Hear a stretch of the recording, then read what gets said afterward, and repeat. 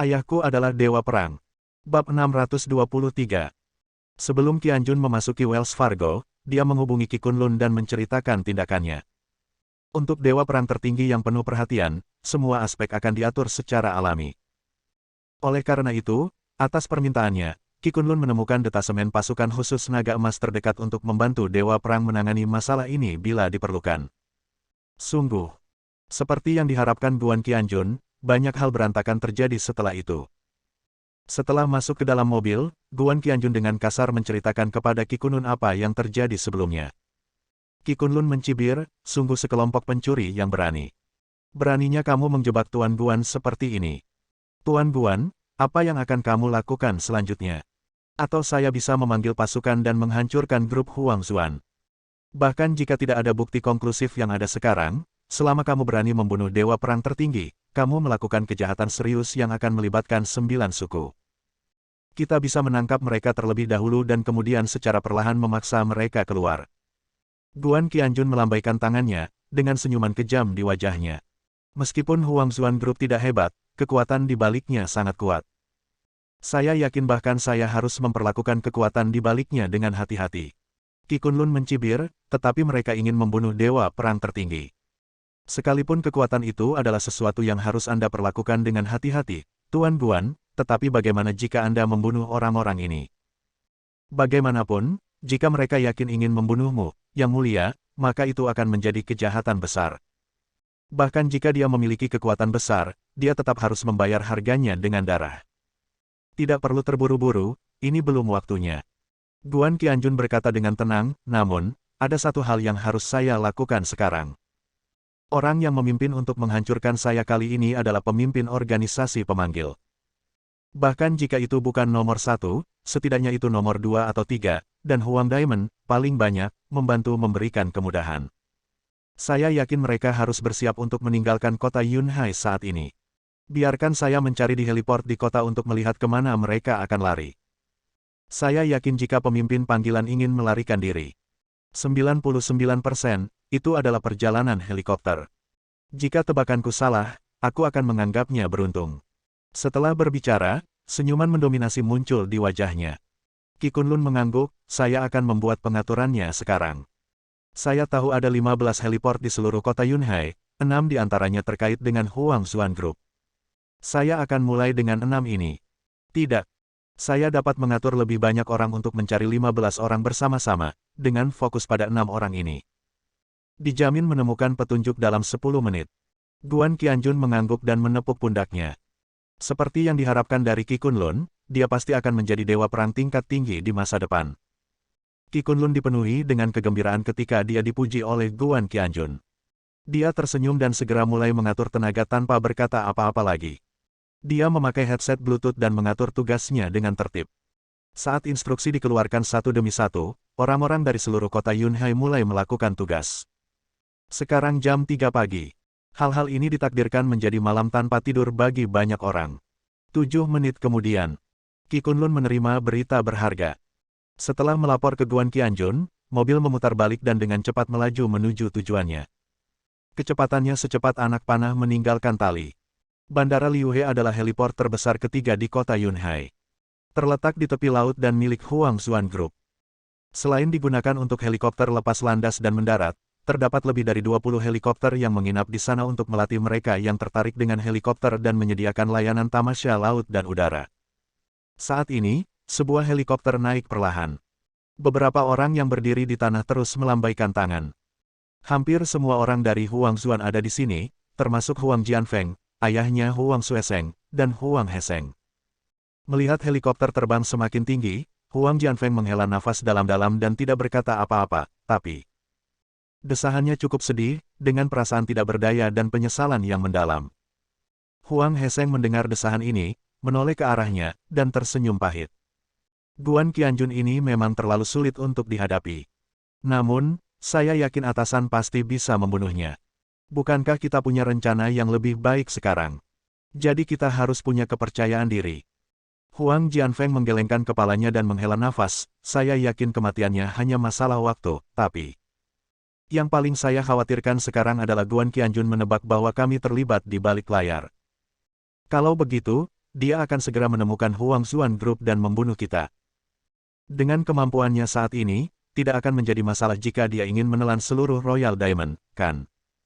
Setelah mengatakan ini, beberapa orang di sekitar saling memandang. Nada suara Huang Heseng penuh dengan kepahitan dan kebencian, anak ini sangat gila sehingga dia mungkin benar-benar bisa melakukannya. Mungkin dia sedang mencari kita kemana-mana sekarang. Yang mulia sudah pergi sekarang dan aman. Apa yang harus kita lakukan jika kita tetap di sini untuk membantunya? Di akhir kalimat, suaranya terus bergetar, seolah hendak dimakan hantu. Semua orang terdiam. Tiba-tiba, ledakan. Di belakang mereka terdengar suara yang memekakkan telinga. Semua orang berbalik dan tampak kaget.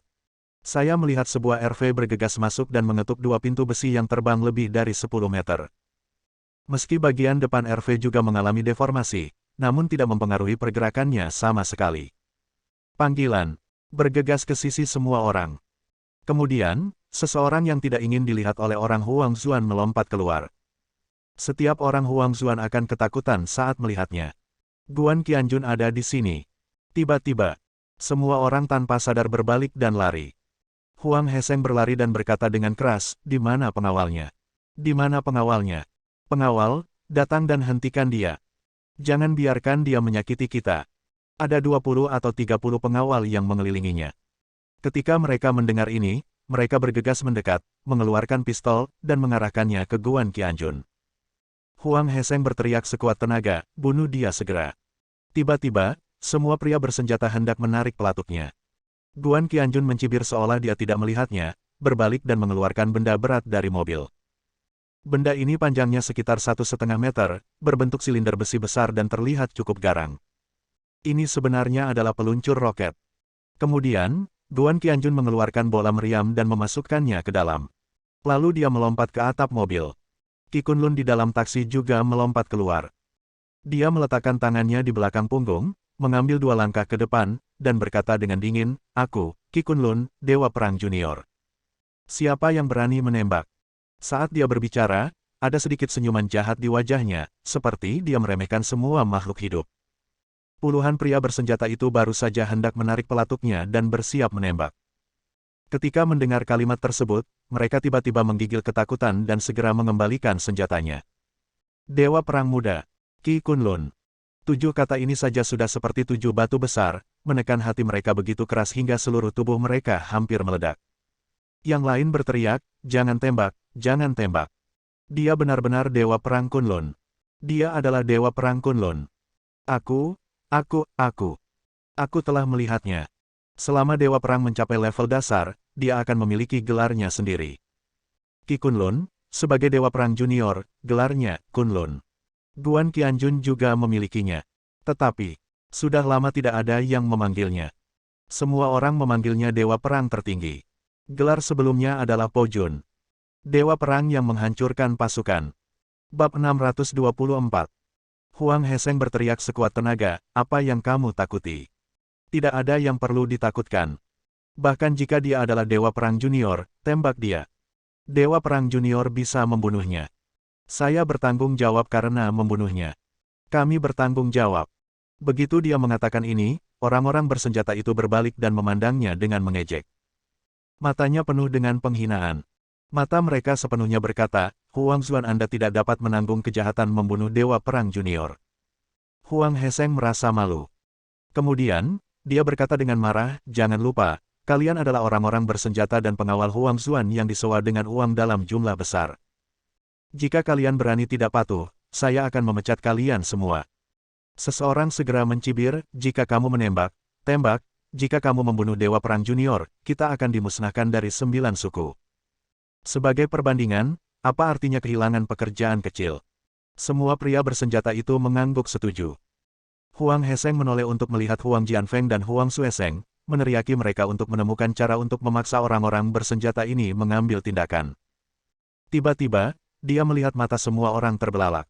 Benar sekali.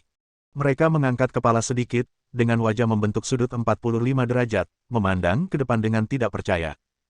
Tepat di atas mobil yang mogok, Guan Qianjun berdiri di sana. Ambil bazooka-nya. Menghadap ke langit. Ada sebuah helikopter tepat di tempat dia menunjuk.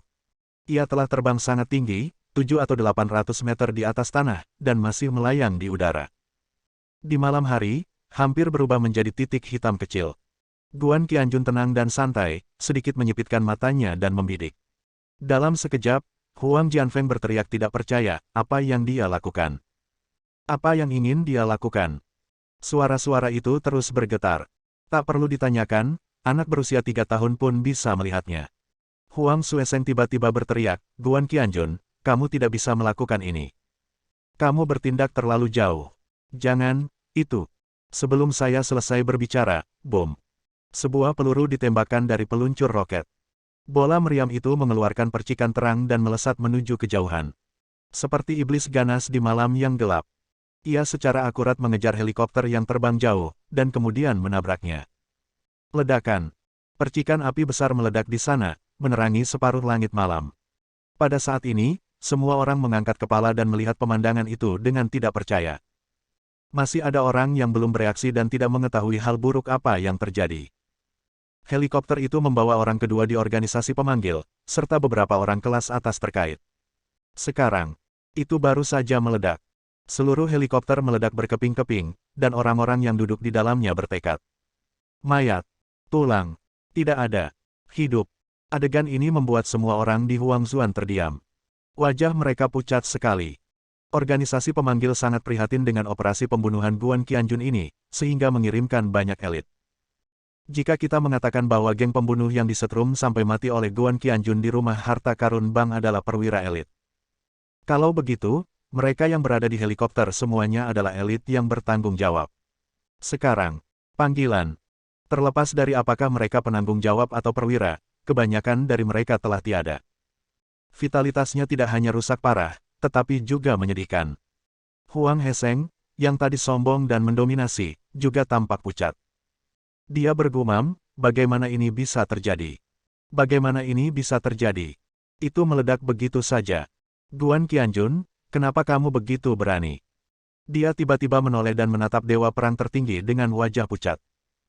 Guan Qianjun tertawa, melompat dari atap mobil, dan melemparkan peluncur roket ke Qi Kunlun. Dia bertepuk tangan, jadi bagaimana jika kamu meledakkan 2. Jika aku tidak senang, aku akan langsung menemui penelepon dan memanggil seluruh panggilan. Ledakan. Huang Xueseng tidak dapat menahan diri untuk tidak berteriak, Guan Qianjun, kamu sangat berani. Tahukah kamu siapa yang ada di belakang kami? Kamu benar-benar berani melawan kami. Guan Qianjun tersenyum setengah hati, saya sangat ingin tahu siapa dia. Saya selalu ingin tahu. Mengapa Anda tidak memberitahu saya tentang hal itu? Lihat apakah Anda dapat menakuti saya. Saat dia mengatakan itu, dia juga memberi isyarat untuk mendengarkan. Huang Xueseng, ini. Dia langsung menutup mulutnya. Sepertinya ada sesuatu yang tidak dapat diungkapkan. Dia mengepalkan tinjunya erat-erat dan berkata-kata demi kata, Guan Qianjun, aku tahu kamu sangat kuat, tapi tidak peduli seberapa kuatnya kamu tidak bisa mengalahkan kekuatan di belakang kami. Jangan berpikir untuk menimbulkan masalah bagi kami. Kami hanya melakukan sesuatu untuk bos. Kami terutama fokus menghasilkan uang. Anda harus penyanyang dan penyanyang, dan meninggalkan garis di dunia agar kita bisa bertemu satu sama lain di masa depan. Meski mengucapkan kata-kata seperti itu sepertinya agak sulit, nyatanya. Ini sudah agak memohon. Huang Jianfeng juga menarik napas dalam-dalam, menekan semua rasa takut dan amarah, dan berkata, Tuan Guan, saya tahu apa yang ingin Anda lakukan sekarang. Anda ingin meledakkan 2 di depan kami sebagai peringatan. Tidak perlu melakukan hal sekejam itu. Apa yang terjadi sebelumnya di luar kendali kami. Itu diatur dengan menelpon nomor tersebut. Kami bahkan tidak memberikan bantuan, kami hanya menerimanya. Saat dia mengucapkan kata-kata ini, nadanya menjadi semakin lemah, mengungkapkan arti memohon belas kasihan. Guan Qianjun bertepuk tangan, Huang Jianfeng, kamu memang cukup pintar. Huangzuan Group tidak pantas dipandang rendah olehku. Kalian seperti semut. Oke, aku bersimpati padamu dan mengasihanimu. Kamu tidak seorang pembunuh. Kalau begitu, laporkan ke atasanmu dan cari seseorang untuk menjelaskan kepadaku dan menjelaskan dengan jelas apa yang terjadi. Jika tidak, kamu harus mengirim orang yang lebih berkuasa untuk menanganiku. Setidaknya 10 kali lebih kuat dari 2 dan yang muncul di rumah harta karun bank. Menurutku yang sebelumnya benar-benar tidak cukup bagus. Kemudian, Dia mengulurkan tangannya dengan dingin dan menggerakkan kelima jarinya, seolah dia sedang meminta sesuatu.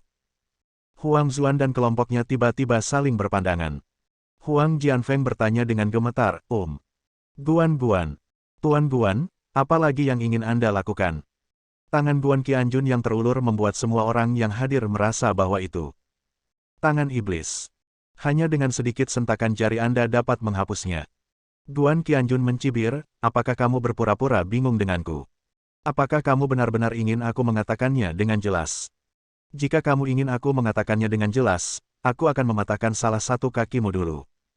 Kata-kata ini penuh dengan niat membunuh. Semua orang Huang Zuan sangat ketakutan hingga mereka menggigil.